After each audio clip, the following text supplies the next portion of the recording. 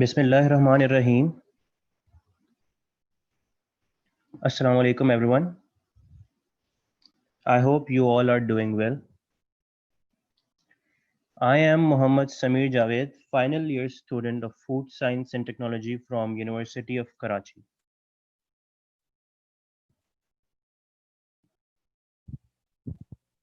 First of all, I welcome all of you to our channel QA Learning Hub. Those who are new to the channel or haven't subscribed yet, please subscribe to our channel and do not forget to hit the bell icon so you can get all the updates in the future.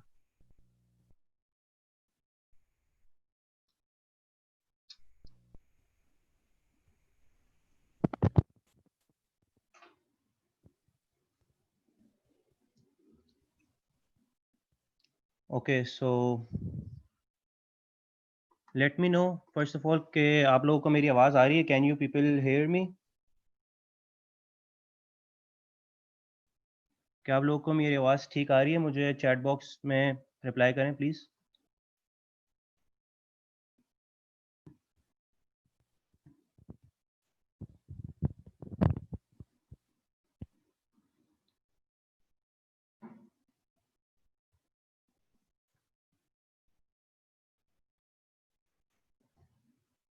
क्या आप लोगों को मेरी आवाज बिल्कुल ठीक आ रही है? Can you hear me? Reply me in the chat box please. Okay, thank you. Thank you very much for your feedback. As you all know, QA Learning Hub is an educational platform to learn all the industrial practices, and we frequently upload different videos and conduct live sessions to spread the knowledge. Alhamdulillah, we have successfully conducted 14 live sessions previously, and this one is our 15th live session today on the topic SQF, that is Safe Quality Food, Food Safety Edition 8.1. This is just an introductory training, and the duration of this training will be 1 hour.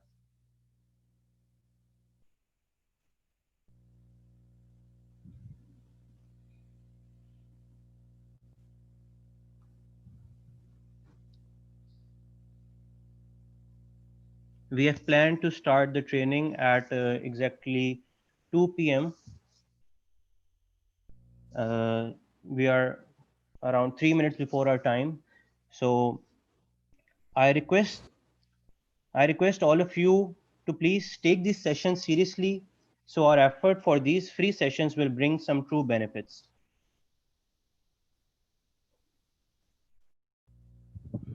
I can see 77 people watching us right now.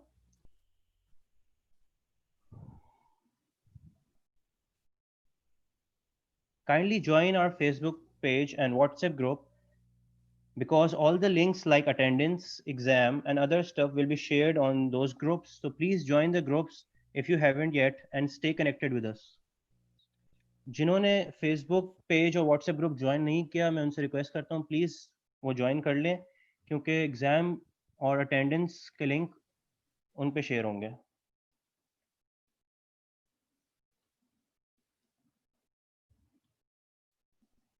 Our trainer for this training is Syed Shamoon Ali. He has more than 9 years of experience in food manufacturing and servicing industry. He is an approved lead auditor for SQF Food, FSSC Food, FSSC Packaging, BRC, and ISO 9001.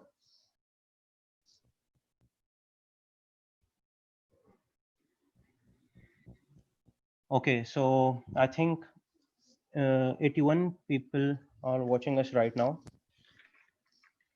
So this is the attendance time. Yeah. Be attentive. This is your attendance time. The link of the attendance has been shared on the Facebook page and WhatsApp group. So please, I request all of you to mark your attendance first.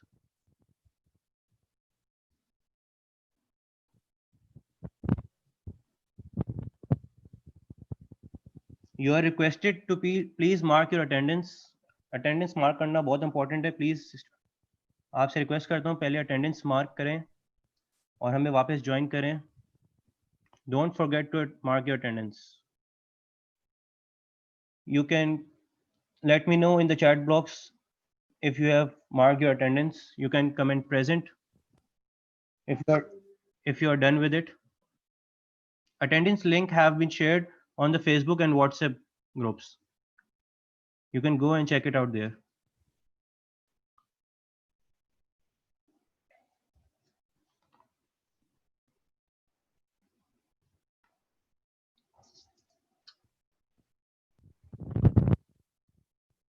If you have marked your attendance, please comment present in the chat box so I can continue the session formally.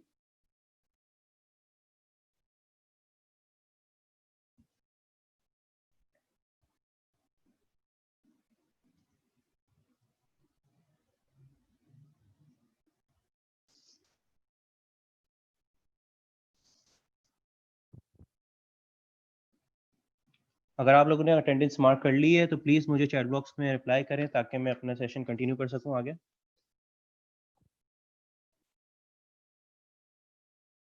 Okay. It's exactly 2 p.m. I would request Sir Shamoon Ali, sir, please, you can begin with the training formally. Over to you, sir, now. Hello to all. I first of all, I would like to thank you for participating in this training as a participant, and I also would like to share my gratitude to the QA Learning Hub team for arranging this training and providing me an opportunity to present myself for SQF. So pretty much this will be the introduction to SQF training. And we will touch the bases very superficially regarding SQF standard 8.1, and more precisely it will be food manufacturing version 8.1. So as you have already marked the attendance, I will start my training session with my introduction. So academically, I'm a food technologist. I've done MSc in food technology from Karachi University. I have more than 8 years of experience in food manufacturing and other servicing industries like certification bodies. Currently, I'm a consultant and food safety auditor for 2 renowned certification bodies in United States. I'm currently located in Dallas, and right now time is 4 a.m. I'm also approved lead auditor for SQF Food, FSSC Food, FSSC Packaging, and ISO 9001. Pretty much, I have done more than 400 audits in these all standards, and I'm also qualified for some of the second party schemes like Tim Hortons, Burger King, Costco, McDonald's, and other second party supplier audits like Kraft Heinz and Walmart. So we are going to the next slide, which is our agenda for this training. Here are the list of contents in which we are going to cover in this session. First one is introduction to the SQF. What do you mean by SQF? Then qualification criteria for auditors. I haven't covered this slide in my PowerPoint slides, but I will let you guys know about the qualification criteria for the auditors. The third one is regarding SQF codes, which means SQF standards as well. How many standards are there in SQF? And the fourth one is levels of SQF certification, which means how many levels an industry can get a certification for SQF. Fifth one is structure of SQF standard, how the SQF standard is formally designed. Here you can see module 2 and module 11, which is a technical code for SQF food manufacturing. And I will further share the details regarding module 2 and module 11. So formally here you can see system elements. Module 2 are also called system elements, and information will be shared later in the training. Then GMP elements, which is also called module 11 of SQF standard. Then the second last one is scoring criteria, how you can score the audit of the client. And then if you have any question, let me know. So I'm going for the second next slide, which is introduction to the SQF. So pretty much SQF was developed in Australia back in 1994. Then in 2004, it was recognized by Global Food Safety Initiatives, and later it was bought by United States by the agency named as SQFI. So as of right now, SQF standards are owned by SQFI. It is one of the many GFSI recognized schemes among food safety, FSSC, BRC, SQF, IFS, Global Gap, and some of the others GFSI recognized scheme. Mainly the intent of this standard is to provide, produce safe quality food, comply with the requirements of the SQF code, so the industry can comply with the requirements of SQF code.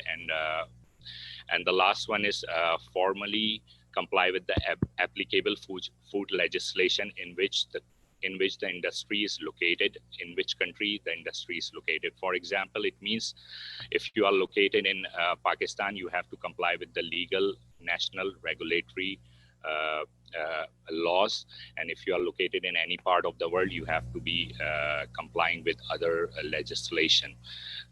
Then the next thing is score-based certification. So if you look at other GFSI scheme, they are not score-based certification. So pretty much SQF standard is a scoring-based certification. So I will later share with you the details regarding the scoring criteria which we follow in this SQF standard. And the last thing which I like SQF standard very much is prescriptive and specific requirements. It's an administrative standard which provides you very specific requirements regarding the food safety, and it is very prescriptive. So there's no subjectivity in this standard. So well written standard. So we have covered the introduction to the SQF. Now I'm moving to the next slide. If you have any question regarding this slide, you can share it in the comment box, and we will give a response later. Next slide is benefits of SQF. Pretty much SQF has the same benefits if you compare it with other food safety standards. So if you are applying for SQF certification, you can meet the government regulations nationally and internationally. It gives you the advantage to export your items and export your items to the different countries so you can get the market share, bigger market share. So after applying SQF standard in your system, it can increase the productivity, which can give you the crisp, clean, precise requirement among the employees. So it can be a source of increasing of productivity.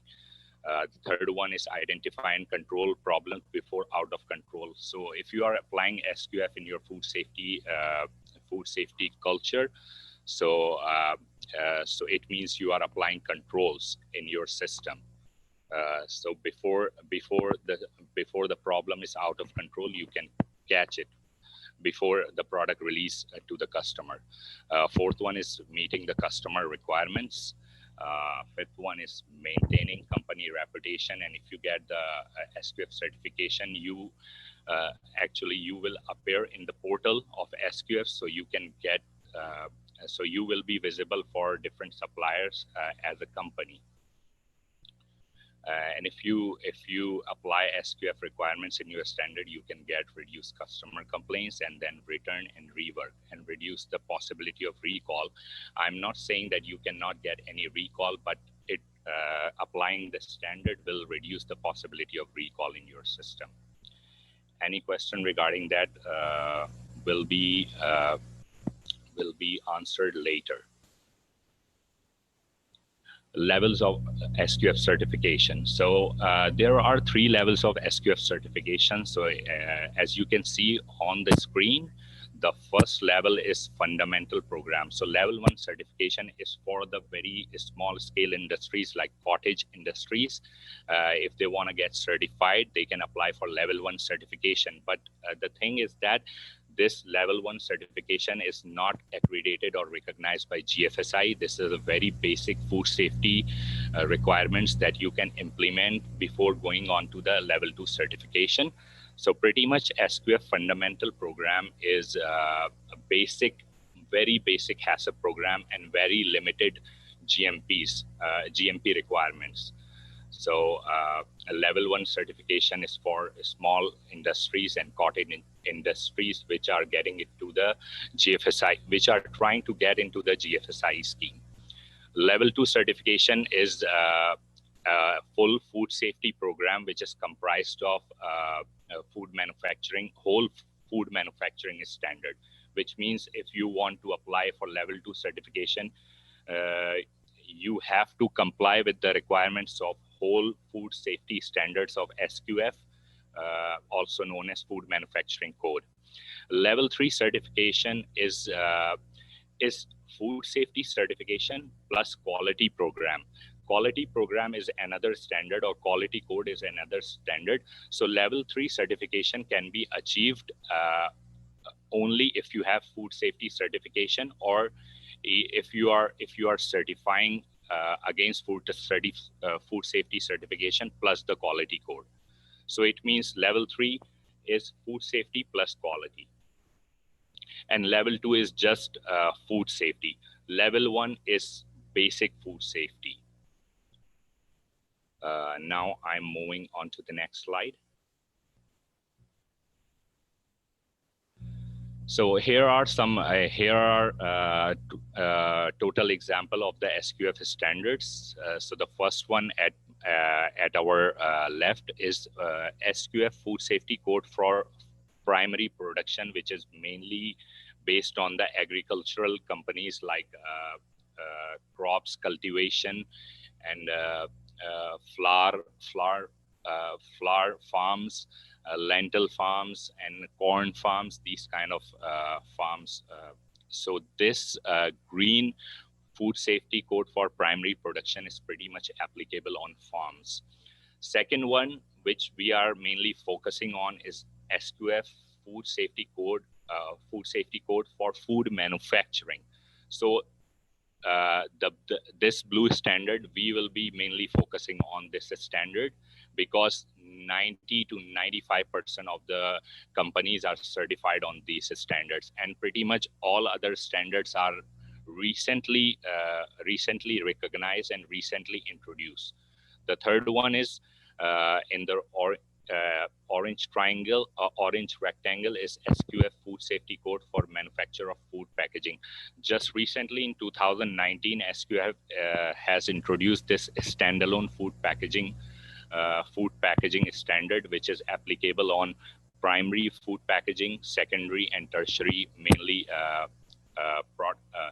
packaging then comes in contact with food product, and then labels and secondary packaging and tertiary packaging like corrugated cases and other stuff.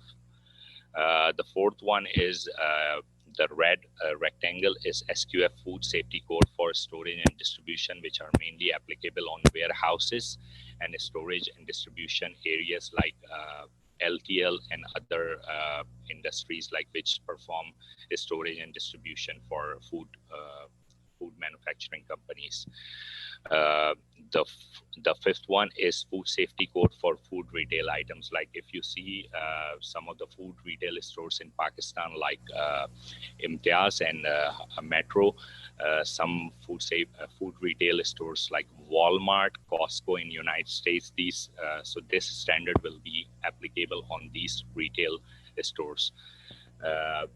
Then you have SQF quality code. Actually, you cannot get certified only in SQF quality code. If you are certifying against food safety code for food manufacturing, then you can get the quality code. This is not a standalone standard. Even if you are certifying against food manufacturing, then you can get the quality code. And the last one is SQF food safety code for food services like restaurants and other food chains. This standard will be applicable on these chains. So any question will be answered later. If you have any question, drop it down in comment section. Now I'm moving on to the next slide.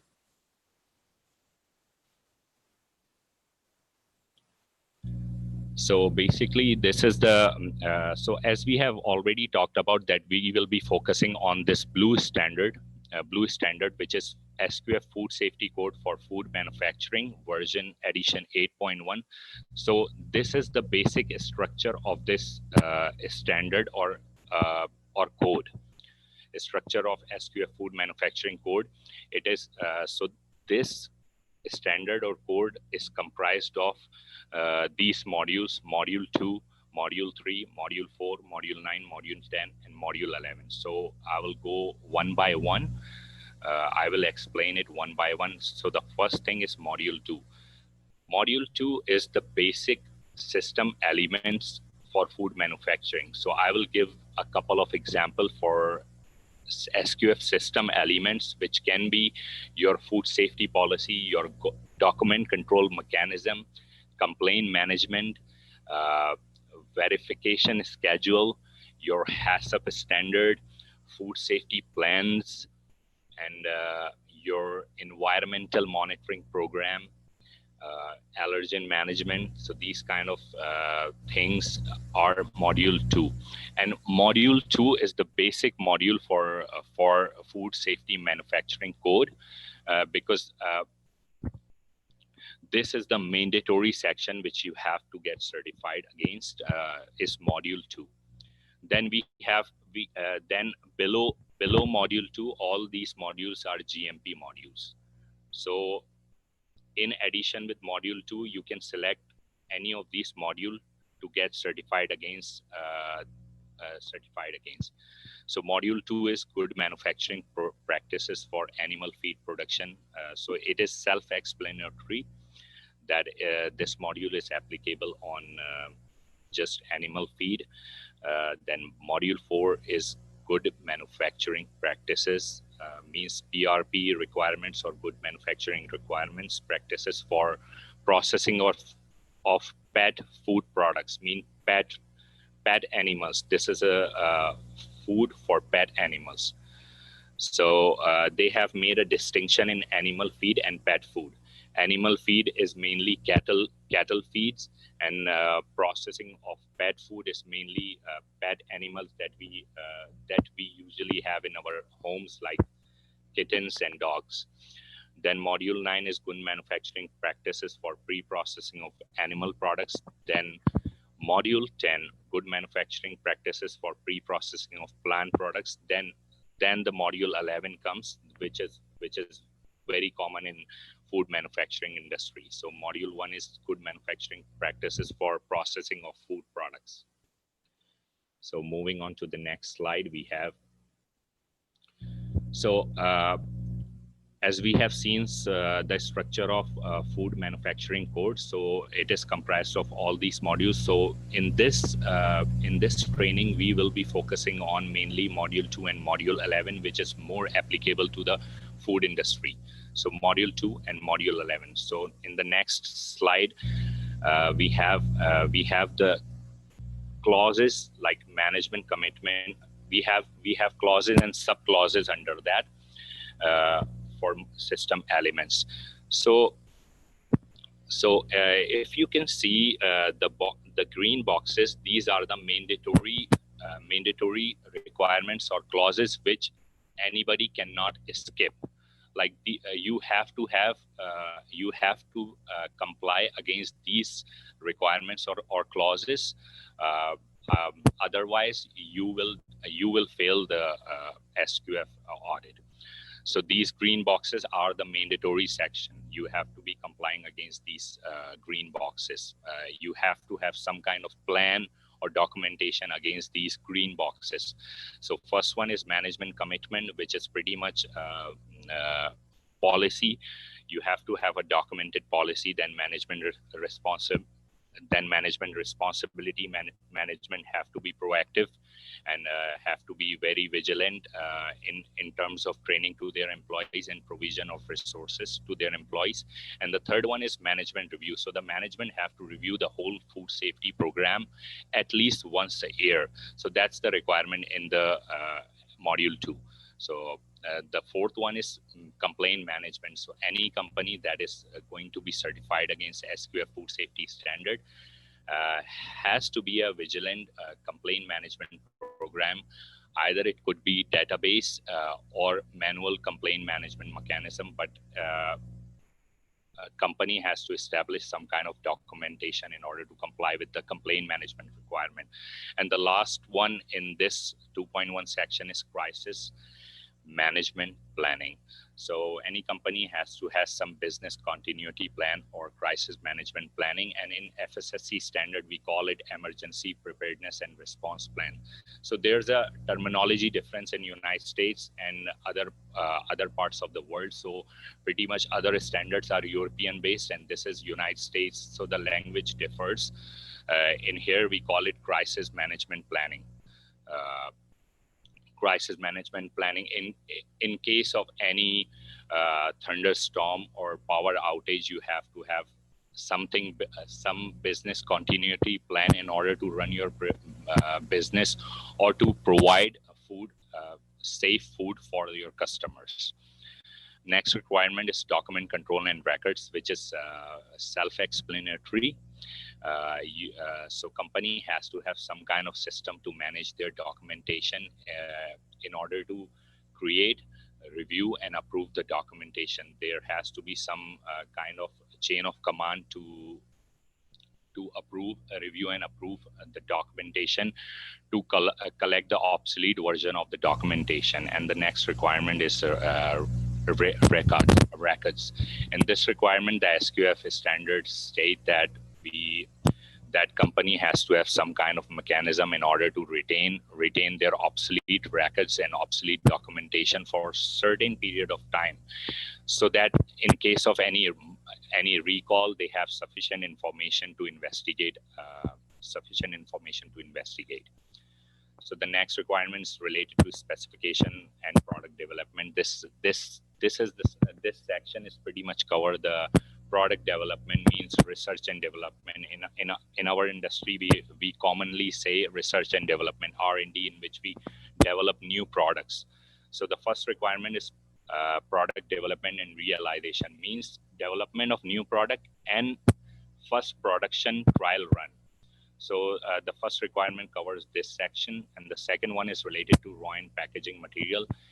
In this requirement of the standard, it states that you have to have a list of raw and packaging materials and their specification uh, established in your database. So every individual raw and packaging material must have to have some kind of specification, so that when you receive your raw material and packaging material, you have sufficient data or to check the conformance of the raw and packaging material. Then the third requirement is related to contract services provider. Mainly, this requirement refers to the services like third-party services, which includes pest management, waste management, uh, laundry services. Uh, I would say any kind of third-party maintenance. So the SQF motivates the customers to have some kind of specification established for all the third-party services that they are incurring. The next the next requirement is contract manufacturer, which means if you are uh, if you have some responsibility to assign your process to some other company, if they are co-packing, if somebody is co-packing for you, then this requirement is applicable on you. And as per my experience, I haven't seen any company that is like assign the responsibility of co-packing or co-manufacturing to the other industry, but this requirements mainly refer to the co-manufacturers. And the last one in this slide is finished product specifications. So whatever you are producing or manufacturing, you have to have some kind of specifications in which your quality, food safety, microbiological, physical, and chemical specifications or parameters are established, uh, uh, like for example, level of pH. What will be the minimum and maximum level of pH? What will be the moisture content? What will be the minimum and maximum criteria of getting APC?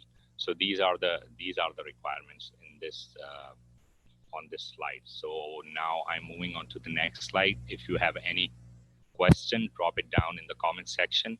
We will answer it later.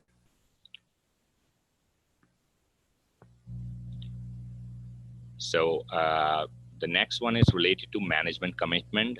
So the green boxes, which you cannot skip as a company, you have to have some kind of documentation or program in order to justify these requirements. The first one is food legislation. If something is applicable, if some applicable food regulatory requirements, then you have to follow that. For example, in Pakistan, you have PSQCA, and PSQCA has every individual product licenses and product standards. So you have to follow these standards. In United States, we have FDA, uh, and then GMP, good manufacturing processes. So actually, this requirement refers to the Module 11 standard.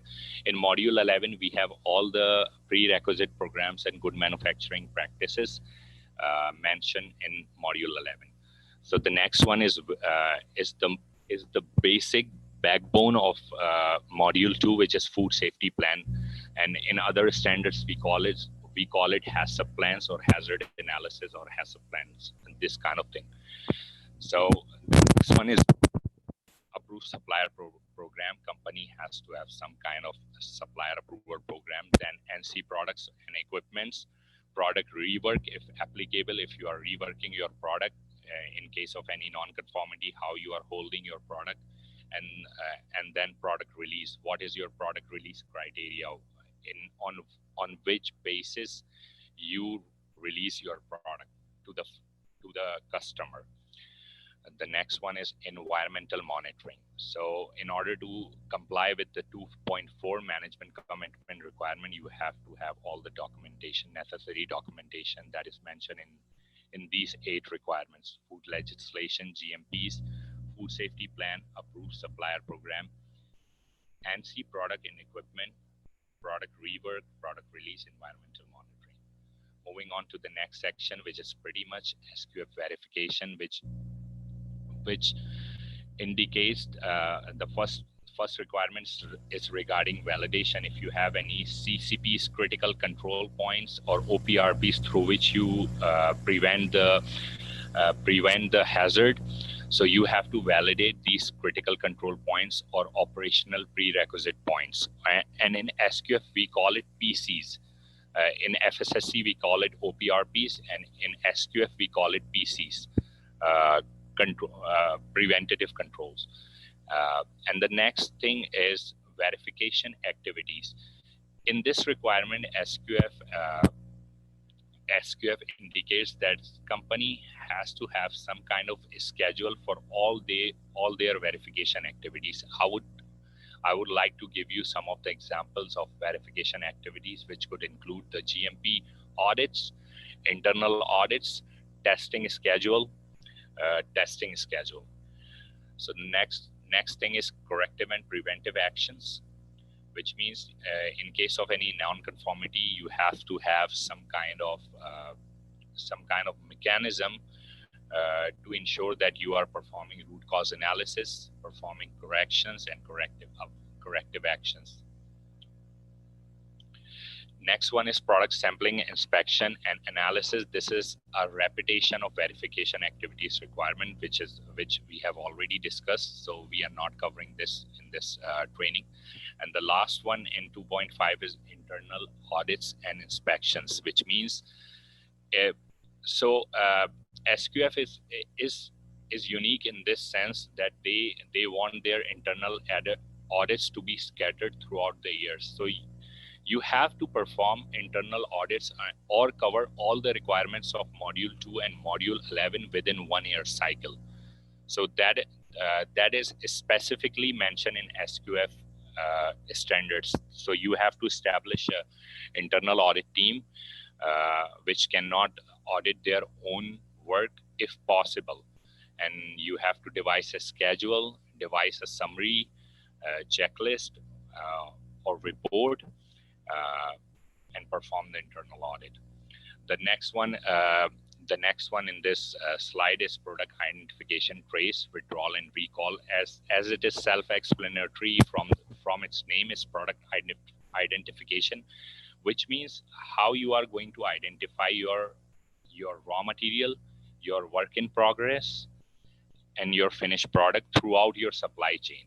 So as a company, you have to establish some sort of identification process to comply with this requirement. And then we have product trace, which means if you are going to certify against SQF standard, you have to perform 2 trace exercises or mock recall exercises within 1 year, which means 1 forward and 1 backward, which means you have to pick 1 finished product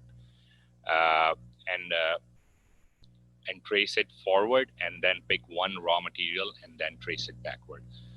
The last requirement in 2.6 clause is product withdrawal and recall, which means company has to have some kind of program to ensure that in case of market withdrawal and recall, they can recall or withdraw their product from the market before it reaches to the consumer. And if it reaches to the consumer, what will be their course of action, like regarding informing media how they are going to handle the media information and all that. So this slide is finished. I'm moving to the next slide. Let me know if you have any questions. So the requirement 2.7 is regarding food defense and food fraud. Food defense is self-explanatory. So food defense in which, like, if somebody is like, you have to provide such kind of environment to the company that your food or facility is safe from outside factors like hazardous factor. Like if somebody is trying to sabotage your brand name, like trying to enter into your facility without any proper PPs or proper identification. So you have to establish some kind of control measures, which means you can fence your whole facility. You have to have some kind of medical screening before you induct any kind of operator or worker or management staff. And the food fraud is preventing your brand name from mislabeling, substitution, counterfeiting, and etc. So the next requirement is allergen management, which is self-explanatory.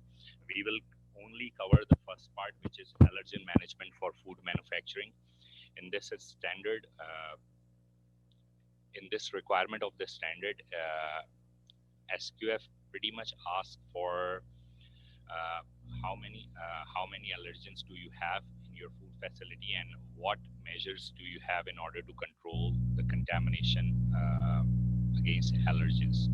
So you have to establish some kind of program, and the requirement in SQF here is unique, that you have to perform some kind of neogen swab or verification to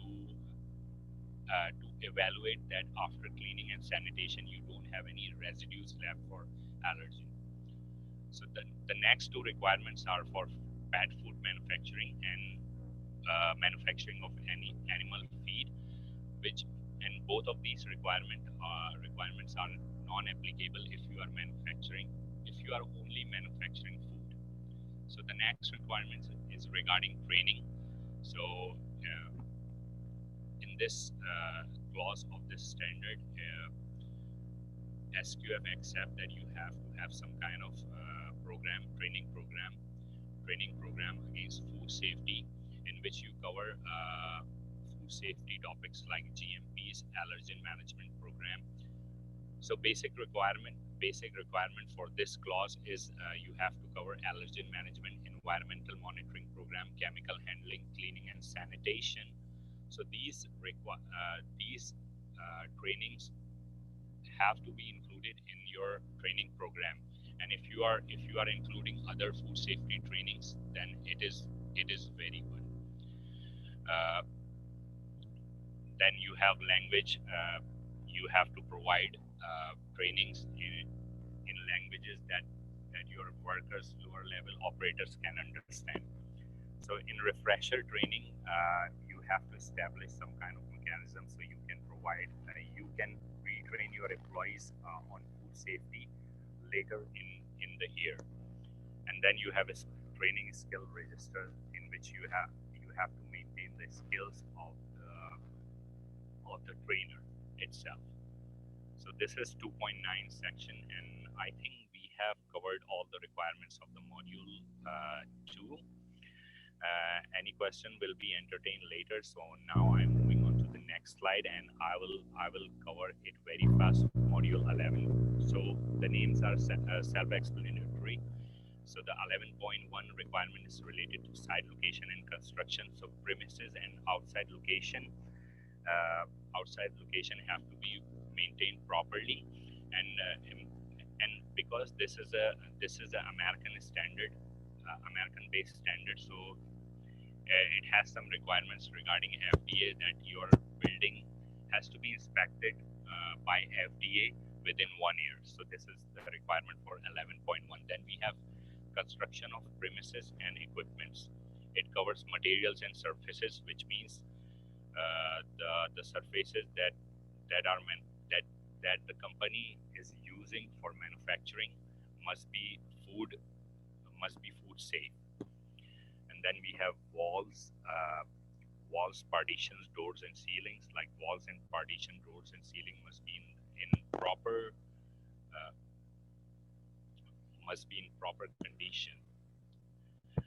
And then we have floor drains and waste traps. So floor must be clean and self-draining, which means there must not be any standing water, and drains are fully covered. Drains must be fully covered, and if you have waste traps on the drain, then there must be some schedule in order to clean those waste traps.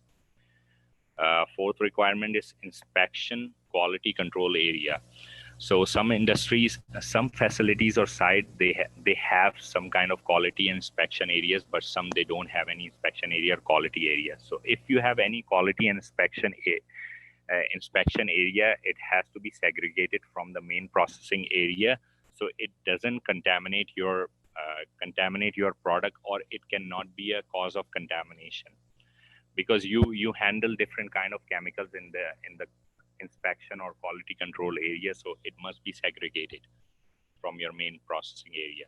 So the next requirement covers the staircase, catwalks, and platforms. So if you have any platforms above your processing lines or above your vessels or tunnels, so you have to have some kind of mechanism to clean the stairs, catwalks, and platforms. So your stair, catwalks, and platform must be in clean condition. Then we have lightings and lighting fixtures. Lighting, if you have glass, then you have to cover your lightings, or it has to be LED, which are shatterproof lightings.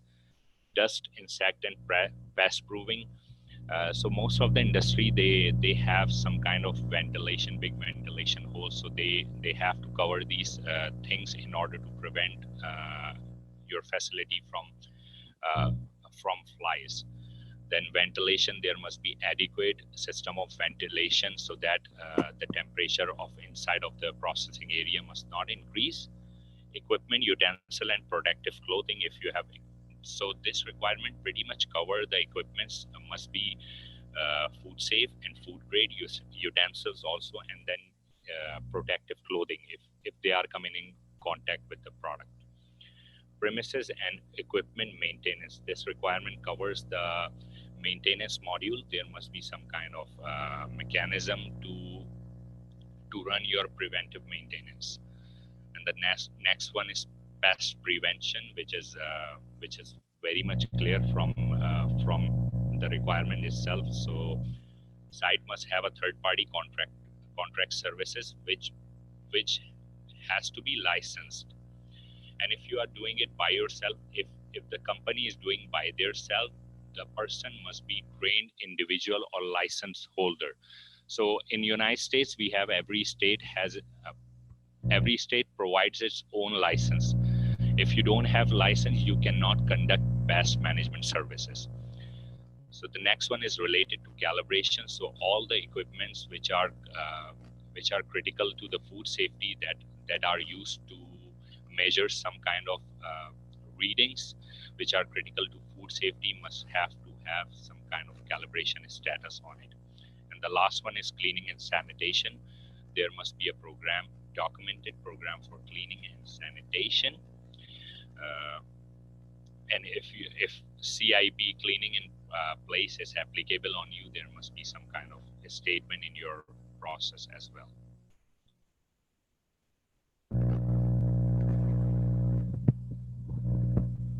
The next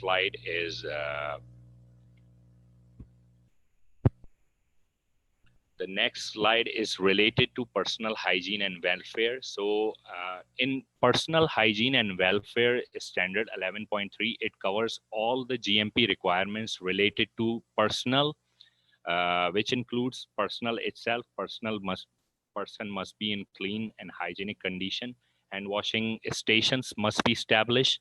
Clothing must be appropriate with respect to food safety. It means that you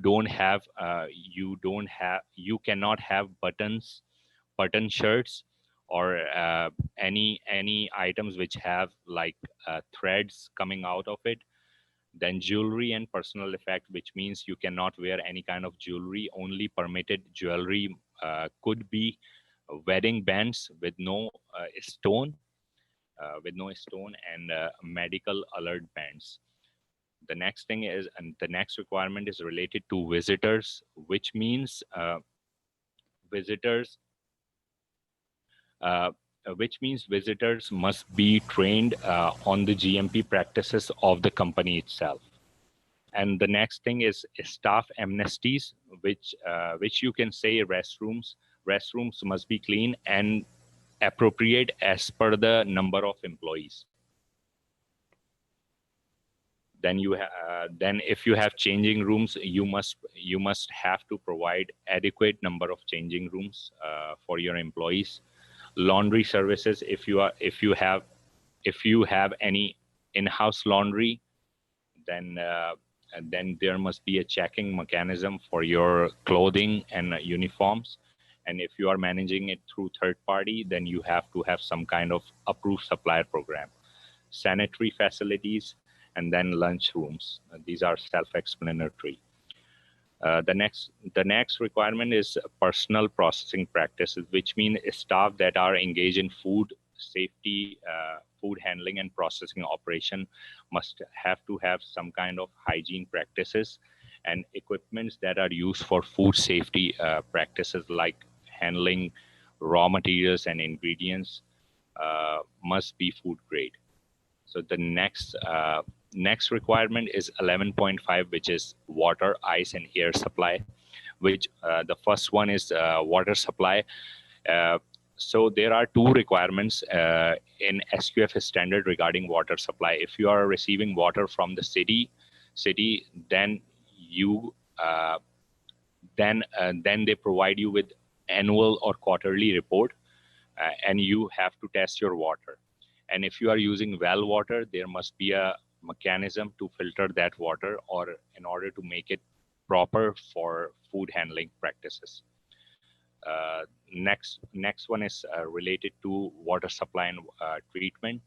So if you are treating your water, then you have to change your filters. If you are like filtering your water, then you have to change your filters frequently.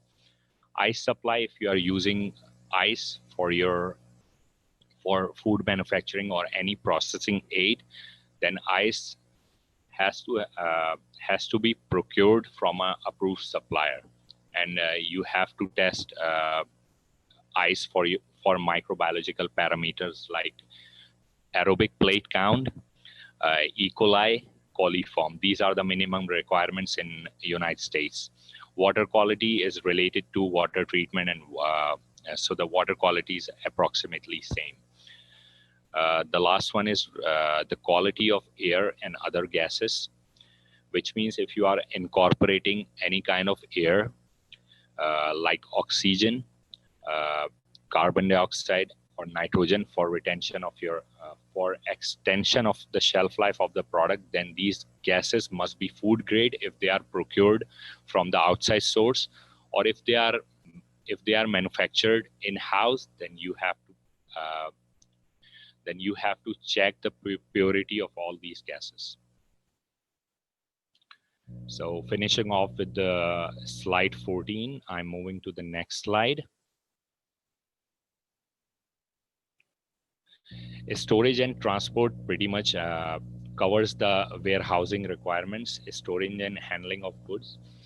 If you have any cold storage, freezing and chilling of food, then chilling and freezing units must be maintained at a proper frequency by a third party or in-house. The third requirement is storage of dry ingredients, packaging, and shelf stable packaged products. So there is a requirement in SQF standard that you have to maintain sufficient distance from the walls to store your finished product, raw materials, and packaging materials. And there must be some stacking criteria, so your material cannot fall from the racks. Storage of hazardous chemicals and toxic substances, the requirement that SQF exhibits here, that your toxic chemicals must be locked, and the area must be authorized for personal use. And there must be a log for chemical usage. If you are taking some quantity from the toxic chemicals, then you have to log or put the actual amount on the log. Loading, transportation, and unloading practices, which covers like this is the general requirements for the below 3 requirements. So all these last 3 requirements, loading, transport, and unloading. So this is a summary of all the 3 requirements. So loading practices means when you are receiving any raw material in your facility or receiving any written product, in your facility, there must be some kind of hygienic practices, like your dock station must be clean, your trucks must be clean, free from any pest harborage, and truck condition must also be clean so the rainwater cannot enter into that. Transportation, same kind of requirement for transportation, and unloading practices means if you are unloading any kind of raw material. So the next one is 11.7, which is separation of functions. So it is pretty much like designing your process or designing your layout in such a way that the steps cannot interfere with each other, and you have a flow pattern for your personnel, flow pattern for your personnel, and flow pattern for your raw materials and finished products. So there must be separate flow patterns for your raw materials and finished product. They cannot commingle with each other, because as a facility you have different controls for your raw materials and different controls for your finished products, so they cannot commingle with each other. A receipt of raw and packaging material and ingredients, which is very, so this second requirement of 11.7 is related to loading and unloading practices. So this is a repetition of the requirement. Thawing of food, like if you are receiving any frozen items, so what is the procedure of thawing of food? What is the procedure to melt the snow from it or melt the ice from the frozen food? So there are two ways of thawing, water thawing and air thawing. So if you are water thawing your food, then the water must be clean, and they must not be recirculated, because there's a possible chance of contamination if you are thawing your food using water.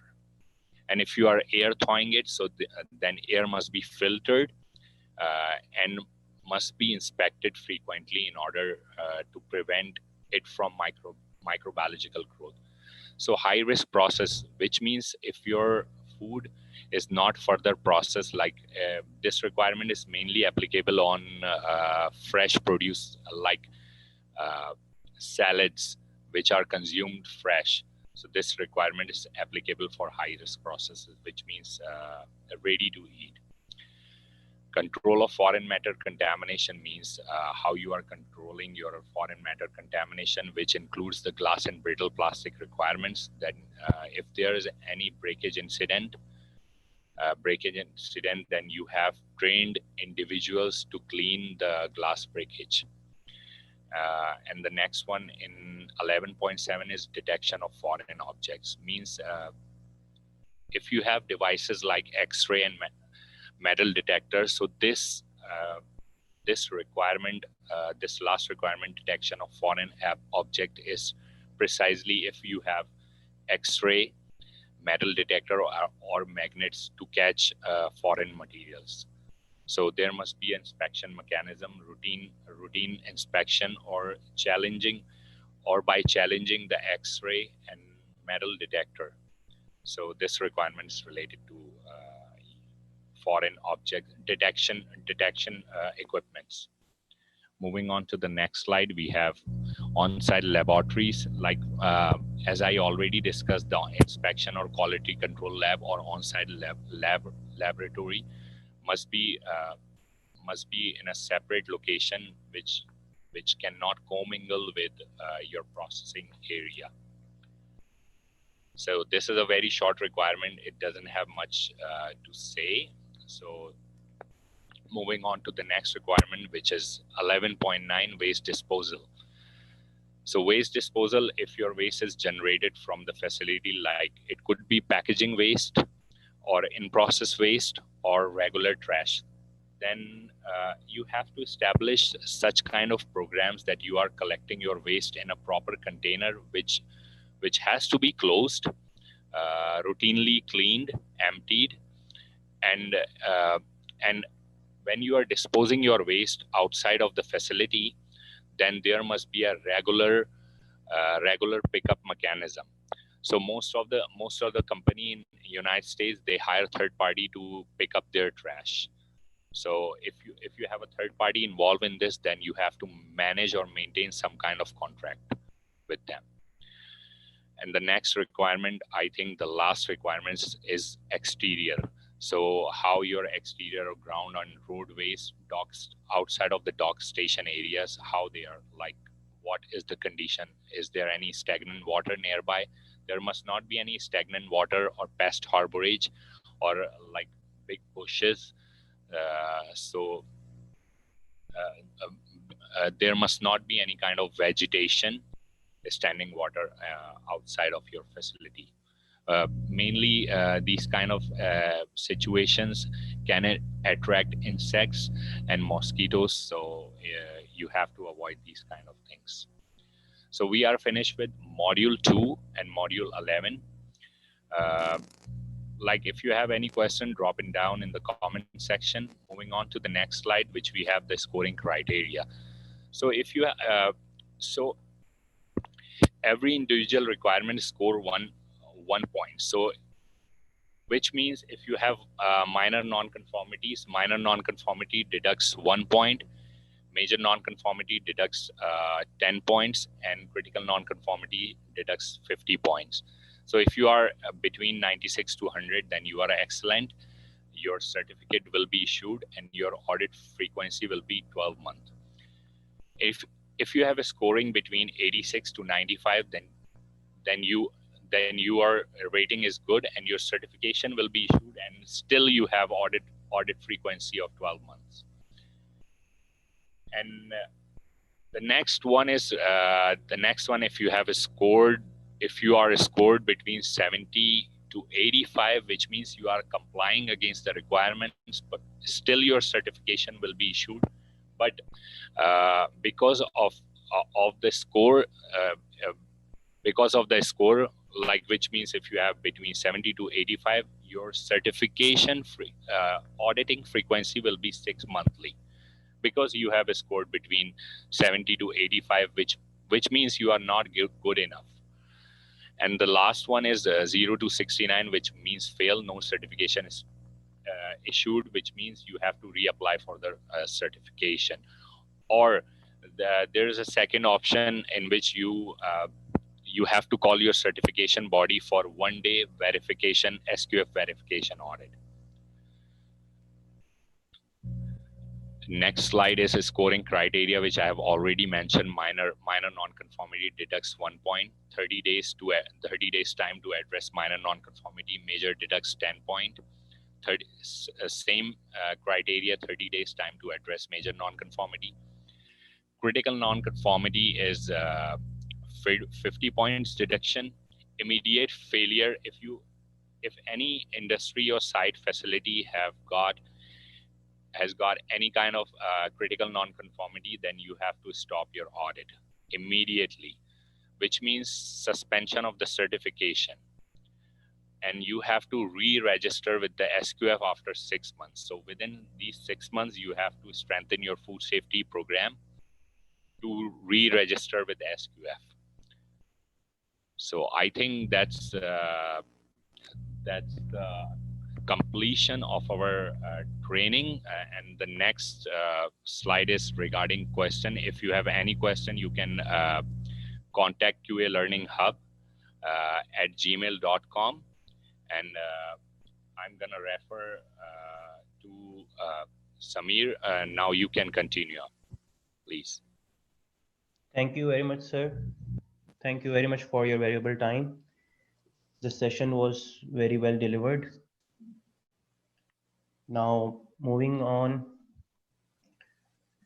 towards before the exam, I will explain you guys the certificate criteria and payment procedure.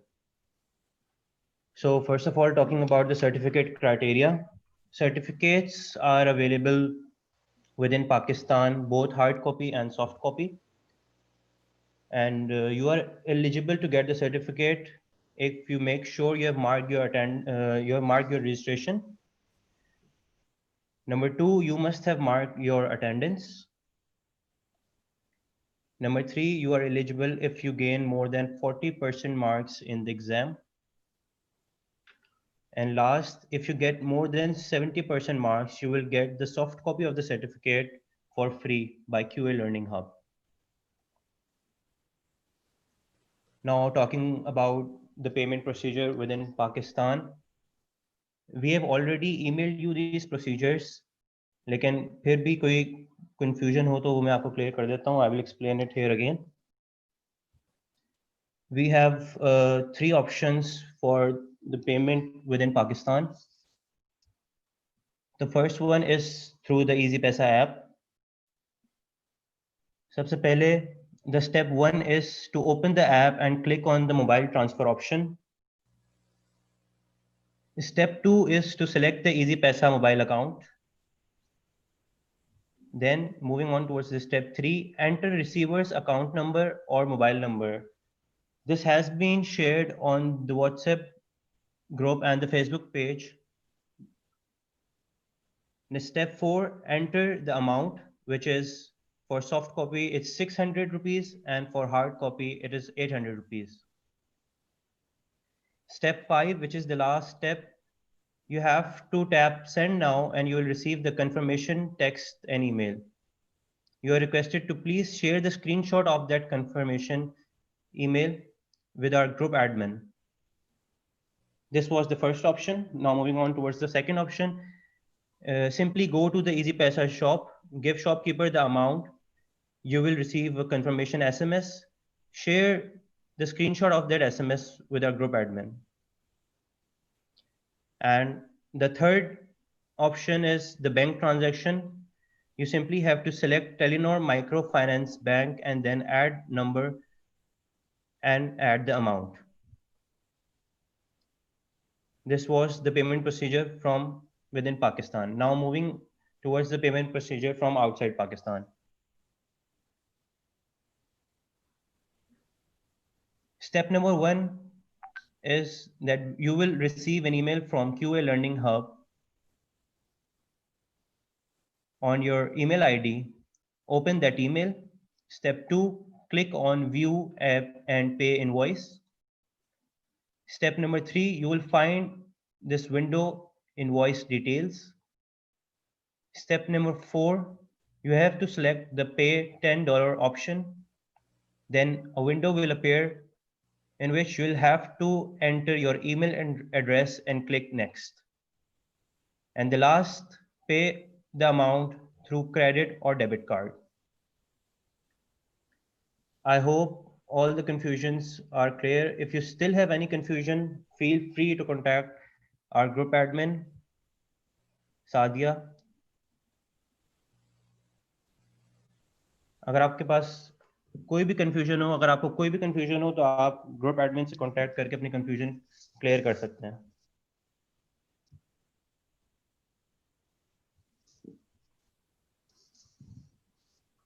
Now it's time for the exam. Get ready for the exam.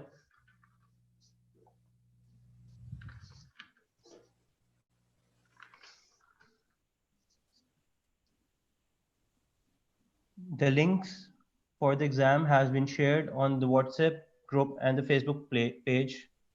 Please go check it out.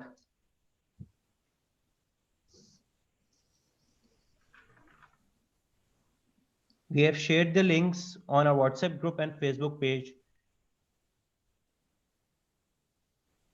For the exam, you may start the exam by clicking on the link.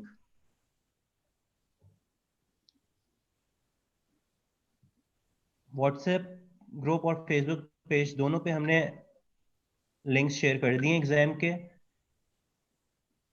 Please, you can go check it out there and start your exam.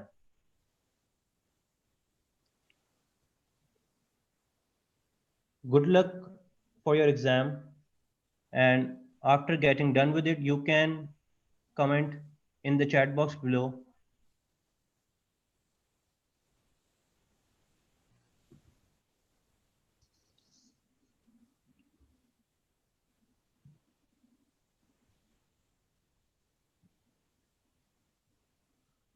You can let me know in the chat box if you have started your exam, and you can share your scores after getting done with it.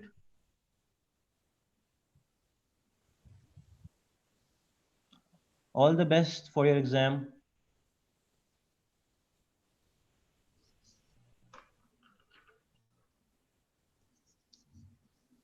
The link has been shared on the WhatsApp group and your Facebook page. Please go and check it out there.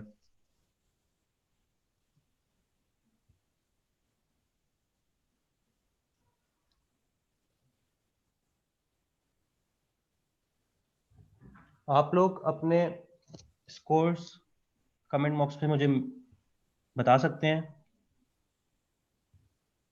when you are get done with the exam.